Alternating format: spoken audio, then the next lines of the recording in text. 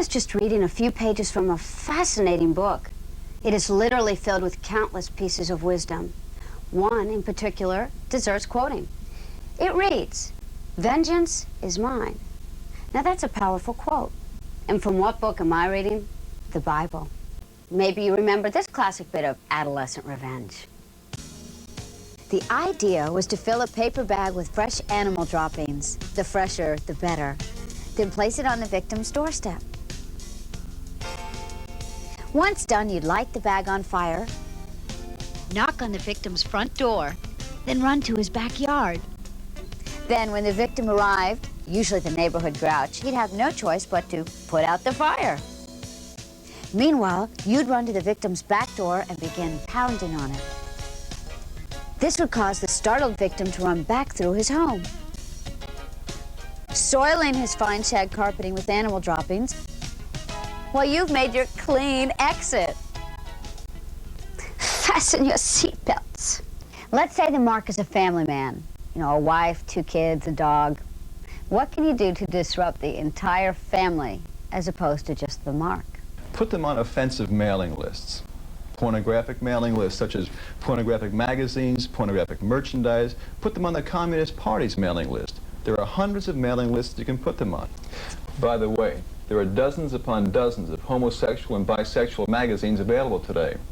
I found if you mail these to the mark's place of work, you can start rumors or quickly get them fired. And if you can get a photo of the mark, it's even better.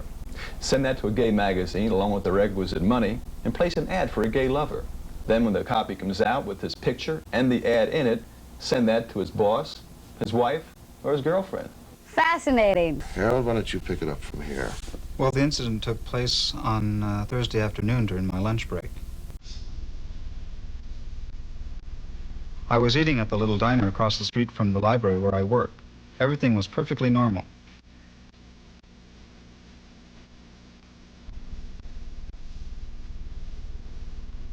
It was then that I first noticed him.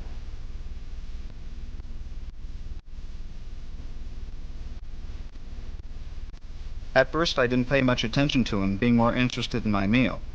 However, it soon became evident that he was a troublemaker. Hey, I see a good place to sit. Come on. Yo, buddy. Mind if we eat here? Well, actually, yes, but there are other tables available. I know that, Wimp, but I want to eat at this one because I want to watch my truck. You understand?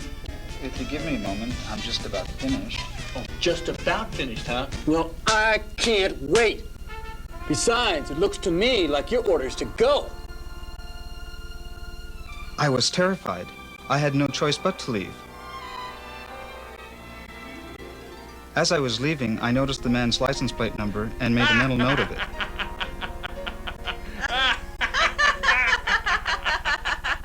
I was so humiliated. This kind of thing happened to me many times in the past, and I wanted to get even with that man. Now, Harold here was adamant about getting even with him himself, so we laid out a battle plan. Harold, you take over, buddy. With pleasure. Once I had the man's name and address, I decided to start off with what the man apparently wanted: food. So from a payphone across the street from the man's apartment, I called about 15 takeout restaurants and had them send him all types of food. And I had them spaced out so that they would arrive about every 15 minutes. Let me back up a moment to tell you that there had been a series of robberies at a local convenience store chain. Now, with that in mind, I planted a toy handgun under the truck's seat, and I threw in a city map with the locations of the convenience store circled in red and a few newspaper clippings about the robberies.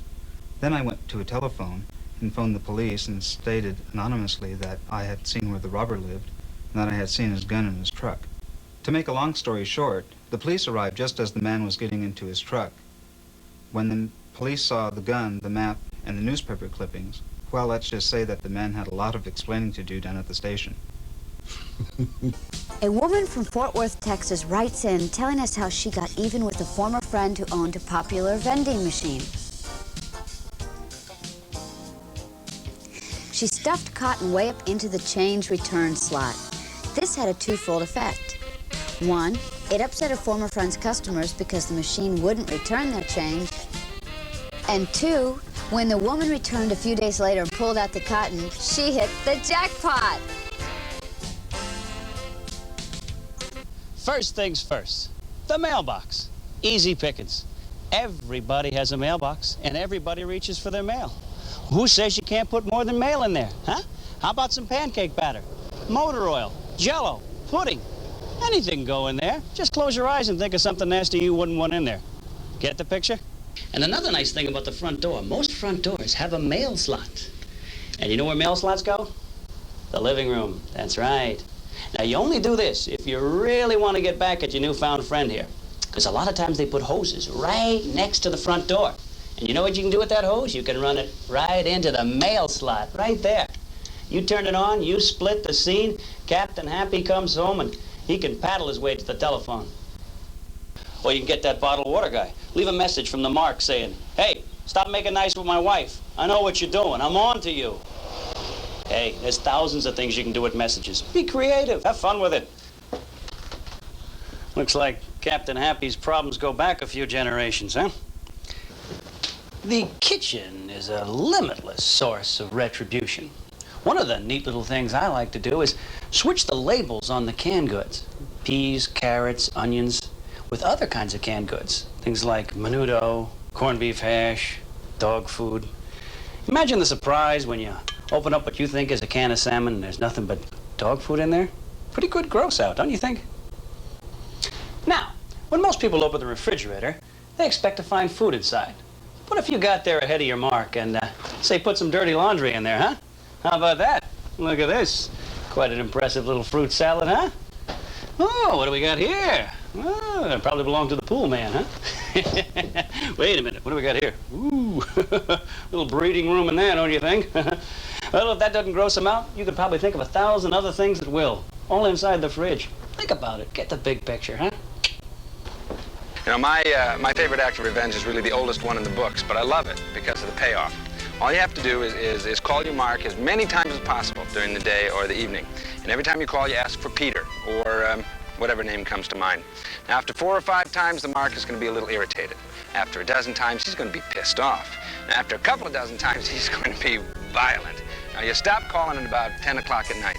You wait until about 2 or 3 in the morning, and then you call him up again and you say, hi there, this is Peter. You had any phone calls for me today? I know that it's silly, but it's still my favorite gag. Oh, I suggested that one night he get a cement truck, which we did. We went over to the house, and there was the car parked in the front with the top down. So what did he do? You pour the cement into the car, right up to the top. I guess you could say that their relationship was cemented. Excuse me. Hello? Yeah, is this Linda Blair? Yes? Yeah, Linda, my name is Rick. Listen, I was driving down the street past your house a few minutes ago, and I saw some smoke coming from your house. Oh my gosh! Oh, well, thank you for calling. Ladies and gentlemen, I'm sorry, I have to go. I hope you had fun. Bye!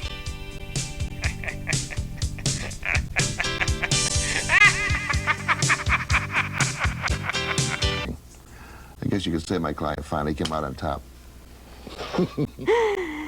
Boy, I'd have to agree. Imagine that, breaking up a marriage to the U.S. mail. Amazing.